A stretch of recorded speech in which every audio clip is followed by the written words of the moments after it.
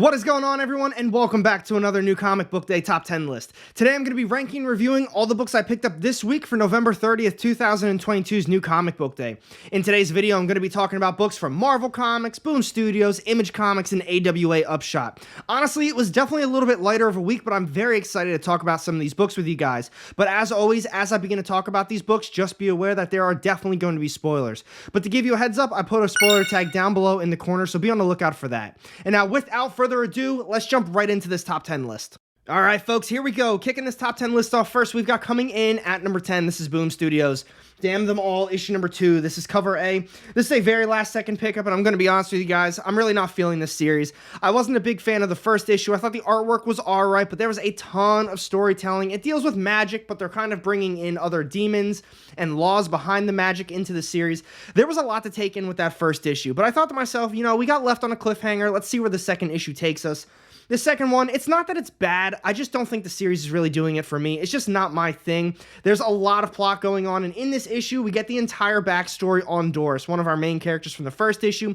We get to see pretty much how she became introduced to magic, why the death of that one uncle is kind of important to her, and they're just really proceeding with the story from there. In this issue, we get to see a lot of detective work and a lot of investigation happening, but, you know, like I said, overall, story itself just really isn't doing it for me. Just my opinion, though. I want to hear yours down below, and for those reasons, we've got coming in at number 10 this week, we've got Boom Studios' Damn Them All, issue number 2. And next up this week, we've got coming in at number 9. This is Marvel's new one, Planet Hulk Worldbreaker, issue number 1. This is cover A. I was really looking forward to this one. I'm a big fan of Planet Hulk. I think World War Hulk is a phenomenal follow-up to that series, so I had some higher expectations for this one, and I thought overall it was alright for a first issue. I kind of was expecting a little bit more, probably because I'm biased towards both of those series. I just had high hopes for this. The artwork was alright. As far as the first issue goes, we didn't really get a whole lot of story, but I'm going to be getting into that just a little bit, so some spoilers are going to happen. But we are 1,000 years into the future, and we are finally back on Sakaar. The main character for this series, as of now, it seems as though it's going to be Amadeus Cho, and the world is an absolute wasteland. There's just really nothing there. Everyone with green skin are considered monsters, but this is the main spoiler. So a little boy gets kidnapped, and now it's up to Amadeus Cho to save him. We didn't get a lot of info on pretty much anything else, what he's been up to, what they were up to, just the stuff that happened in between. So I've got higher expectations still. I'm looking forward to seeing where they go with the story, but just overall, as far as the first issue goes, thought it felt a little flat in my opinion. And for those reasons, we've got coming in at number 9 this week, we've got Marvel's new one, Planet Hulk Worldbreaker, issue number 1. And now we've got coming in at number 8 this week, this is Boom Studios, Briar, issue number 2, this is cover A. So after reading that first issue, I honestly didn't think I was going to be continuing on with this series. I thought the artwork was alright, and overall the story, I just thought it was lacking. Not bad by any means, it's just not my thing. It's not really what I look for in a comic book, but it was an extremely light week, and I thought, you know, why not give the second issue a try? Maybe it's a lot better. And overall, I really enjoyed the second issue compared to the first one. I liked it a lot more. We got to see more backstory on Briar Rose, and just a lot of stuff that's going on behind the scenes. So with this second issue, we went into a lot more detail. Briar Rose and the person that she's traveling with, she goes to this bog and she meets this coven. It's the Quagley Coven. So some spoilers about to happen, but we learn basically that this Quagley Coven is the last of Briar Rose's ancestors. It's the last generation of all the Briars, and they're basically telling her that she can be the key to saving everything. Not going to be going into more detail with that one. You got to read it for yourselves. But after that, we get to see that monster that's tracking her as well, and he's making a lot of progress tracking them down. I'm excited to see what they do with that too, so I'm definitely, like I said, going to be continuing on this series. Want to hear your opinions as well, and for those reasons, we've got coming in at number 8 this week, we've got Boom Studios' Briar, issue number 2. Next up this week, we've got coming in at number 7, this is Boom Studios' The Approach, issue number 2, this is cover A. I'm really enjoying this series so far. I think they're doing a great job with it. It really gives me the Thing vibes, the horror movie from back in the day. I mean, we've got a raging snowstorm, they're stuck in an airport, nobody can leave, and there's this monster on the loose. That pretty much sums up this entire series. The second issue, not a lot of stuff happens in it, I will admit that, but they're doing a great job building up just the suspense and the tension between all of the characters. This monster is loose, nobody knows where it came from, what it's up to, and even where it is. So in the second issue, all the characters are basically just preparing at this point. They're kind of all huddled together. They're trying to figure out what they need to do next. But this series, like I said, not much of a plot other than that, but they're doing a great job just building everything up. There's a lot of mystery behind it still. We don't know what this monster is, even where it came from, what happened to that plane, why it was lost for all of those years.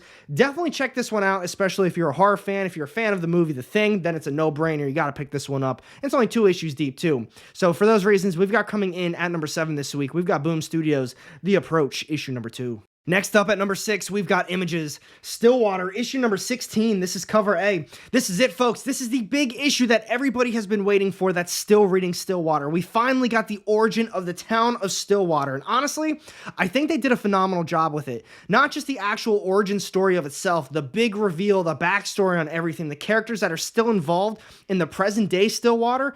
We learned a lot of stuff in this issue. I really don't want to spoil anything for you because I know this has been a big one that a lot of people have been waiting for. Just take that for what it is. If you were reading the series, you kind of dropped off it. This was a phenomenal issue that truly revealed everything. I want to hear your opinions on it down below. And for those reasons, we've got coming in at number 6 this week, we've got Images, Stillwater, issue number 16. Here we go, folks. We are down to the top 5 issues of the week. So coming in at number 5, we've got AWA's Erratic Recharged, issue number 3. This is cover A. I love this series. I love the first volume. I was so happy to see that they were expanding it into a second one, and they are doing a phenomenal job on this one so far. 3 issues deep, there is a ton of plot and so much action, but the best part about it is, in my opinion, is they are doing such a great job just balancing everything. It feels like we're getting a ton of plot that leads into a lot of action, but there's so much more just background story plot happening right now. So in this 3rd issue, like I said, so much going on. We get Ollie, he's doing a ton of training with Ayana, but on top of that, we've got his ex-girlfriend Kristen, who's finally figured out how to make a viral video of him as being the Erratic superhero. But not just that. We've got the government agencies, they're cracking down on the school, they're trying to figure out who the Reborns are, and just so much other stuff going on. But like I keep harping on with this series, they are doing such a phenomenal job balancing everything. Definitely check this one out. Be sure to check out all the other Reborn stuff too. AWA is doing a great job with just building that entire Reborn world. And for those reasons, we've got coming in at number 5 this week, we've got AWA's Erratic Recharged, issue number 3. Next up at number 4, we've got Images, Philadelphia, issue number 25. This is cover A. Now, before I get into this issue, do not fall for the solicitations that said this is a great jumping on point for brand new readers. It absolutely is not a great jumping on point for new readers. Would you know who Corson is, or why Anansi has these powers, or why they're talking? Would you know why there's vampires in Philadelphia and why there's a massive war going on and basically everything's shut down and Philadelphia is just quarantined off? You wouldn't have a single idea about any of that, and they don't get into any of that in this issue. So if you were looking at it and you saw that and you thought, ooh, 25 issues deep, maybe it is a good jumping on point. Don't fall for that. You got to find some back issues and a trade paperback and really get yourself caught up in this series before you dive into the 25th issue. Yeah, it's not a great jumping on point. That aside, this issue is a fantastic issue though. So we've got Corson and Anansi. They're having a sit down. They're basically talking about why humans need to survive. They need to put an end of this war between the humans and the vampires because humans are basically the reason that these gods and these demons still exist. They need new humans going into hell. And like I said, there's so much stuff going on in this issue. There's a lot of just war going on between the vampires and humans behind the scenes while these two are talking everything out. But other than that, we get a very cool surprise ending as well. Kind of caught me off guard. So like I said, great series, not a great jumping on point, but definitely find the back issues and the trade paperbacks for it. And for those reasons, we've got coming in at number 4 this week, we've got Images, Philadelphia, issue number 25. Next up this week, we've got coming in at number 3. This is Images' brand new one, Plush, issue number 1. This is cover A. I'm going to be honest with you guys, this is probably one of the weirdest comic books that I've read in a very long time, but I really enjoyed it. I like the artwork. It's definitely more on the cartoonish side. It looks just like this front cover. But on top of that, there's a couple different plot lines going on with it. But once the first issue wrapped up, I think they did a great job just tying it all together. So I'm not going to be spoiling too much. I'm not going to be getting really in depth with it. Just a brief overview of what this first issue is. So we get to see our main character, and he kind of finds himself in this odd predicament. So him and his girlfriend are about to have a baby, but it turns out the baby isn't actually his, but at the same time, he still feels compelled to stay with her and actually marry her. So he's got his friend, and he says, you know what? Suit up, I'm going to take you to this party, and it turns out it's going to be a furry party. If you don't know what that is, you definitely need to look that one up yourself. I'm not going to be talking about it on here. And at this party, he witnesses these other furries kind of just being cannibals and eating somebody else. A lot of stuff happens. Like I said, that first predicament he finds himself in gets tied in towards the end. This is a great first issue. I definitely recommend checking it out, but like I said, it is a very weird one. So with all that being said, we've got coming in at number 3 this week, this is Images' brand new one, Plush, issue number 1.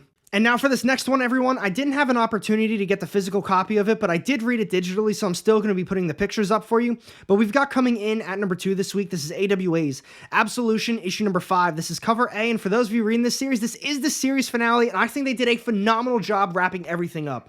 I absolutely love this series, just from start to finish. I think they did a great job. I will admit, though, a lot of the issues did feel a little repetitive.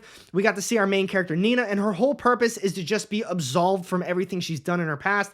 She's trying to get her Absolution score up. She's just an assassin. She's killing people, but she's got all of her viewers watching everything, so she has to make it as gruesome as possible, and she has to be careful with what she does, because if she doesn't get her score up in a certain amount of time, she's going to die. She's got bombs just scattered all within her body, and that's the main purpose of this series. So like I said, some of the issues felt a little repetitive because that's basically what she did the entire time. We got to see the talk show host talking about her and her score, why it dipped, why it went up, and just all of the viewers, they were talking to the side as well. I thought that was a great implementation to the series. But this fifth and final issue, we finally got to see her just make her final hit. Everything that they've been working towards all happened in this issue. It was gruesome, and it was extremely satisfying at the very end. I'm not going to spoil what happens. You got to read it for yourself. But for those reasons, we've got coming in at number 2 this week, we've got AWA's Absolution issue number 5. And this is it, everyone, my number 1 read of the week. We've got coming in at number 1, taking the crown. This is Marvel's Strange Academy Finals, issue number 2. This is cover A. I absolutely love Strange Academy. No doubt in my mind, this is their best ongoing series. It is above everything else, in my opinion, that they're putting out right now. The artwork, the storytelling, all of the new characters, it is all absolutely top-notch. I highly recommend checking this one out. For that first volume, definitely find a trade paperback for it. Some of those earlier issues are a little bit more on the expensive side. With the second volume, I'd say you could probably start at the first issue. The solicitation said you could. They did a great job recapping everything, but you're still just not going to get just everything from that first volume. They had so much detail and just a lot of story that was going on. Take that for what it is, though. Check it out for yourselves. With this issue now, we got a lot of stuff going on. If you can recall from that last one, they're kind of dealing with Emily and all those characters that were getting a little disgruntled with her. Well, a lot of those characters, they finally made their way back to the academy. So they're meeting the other kids again. They're trying to just get acquainted with each other. They're making amends for everything that they've done in the past. They're cleaning up the academy, but on top of that, we've got Calvin and Gaslamp, that entire side of the story. So much action, so much plot. We get a lot of emotion in this second issue. I loved it. And for those reasons, we've definitely got coming in at number 1 this week, taking the crown. This is Marvel's Strange Academy Finals, issue number 2. And that's a wrap on this week's top 10 list of books, folks. I hope you enjoyed this video. Be sure to comment down below what your top read of the week was and which ones you think I missed out on. And thank you for watching. If you did enjoy it, be sure to hit that thumbs up button. And if you don't want to miss out on any of my upcoming content, go ahead and hit that subscribe button down below with notifications turned on. You won't regret it. I've got 2 more sitting off to the side here with more of my comic book content. Click on one of those and I'll see you in the next one. Have a great day.